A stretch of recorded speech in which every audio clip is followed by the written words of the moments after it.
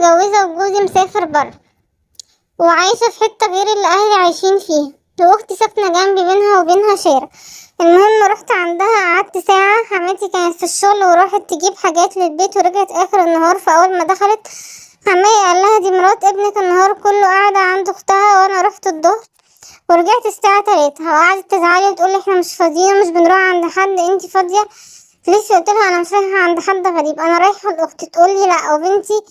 واحنا بنتكلم وقعت وهدومها اتوسخت في الطين، فانا اخدت بنتي وسبت ابني التاني عندهم وكنت راجعة تاني اصلا. فانا طالعة السلم لقيتها بتكلم جوزي بتشتكيله من اللي حصل، وان هي ازاي تروح لجوزها المفروض ان هي تقطع مع اهلها.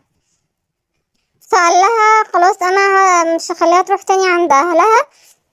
وسمعت حماتي وهي بتقول ان اهلها هم اللي بيسلطوها. فبعدها لقيت حماتي بتقولي روحي املي الكولمان. قلت لها عيالي صاحيين وبيعيطوا وطلعت، وانا اصلا كنت نازله اجيب اكل لولادي عشان المدرسه، وهي اصلا حماتي معاها بنتها مش متجوزه، فاتكلت عليها هي تملاها عادي.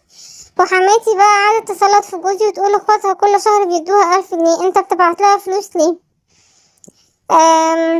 انا اصلا بنتي تعبانه وكشفت عليها والدكتور قال لي دي نازله معويه وداخله على جفاف، ولما كشفت عليها محدش سأل عليها، وطالعه نازله بديها في حقن في الصيدليه محدش قال لي مالها ولا سأل عليها. وكنت رايحه عند بيت اهلي، انا اصلا بروح كل 5 أو 6 أو 7 شهور مره، وحماتي مش كانت راضيه، فانا رحت عافيه.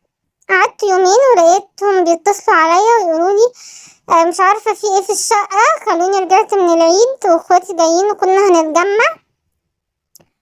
وجيت ما لقيتش حاجه، هي بس مش عايزاني ان انا اختلط باهلي. وفي مره برضو كنا ناس جايين يزوروا حماتي، فجم خبطوا عليا قالوا لي حماتك فين، فهي مش رضيت تقابلهم وطلعت فوق في الدور الاخير عشان مش تقابلهم. واضطريت ان انا اضايفهم واقعد معاهم، وبنتها ما بتعملش حاجه في البيت وخلت منظرنا قدام الناس وحش عشان هما شافوها وهي طالعه. وقعدوا يسألوني كل شويه حماتك فين، اقول لها انا ما اعرفش. وحماتي متضايقه ان انا بود اهلي عشان هي ملهاش حد وملهاش اخوات، فعايزاني ابقى زيها دلوقتي عشان مش بنزل ولا بطبخ ولا بعمل معاها حاجه زي ما جوزي قال لي.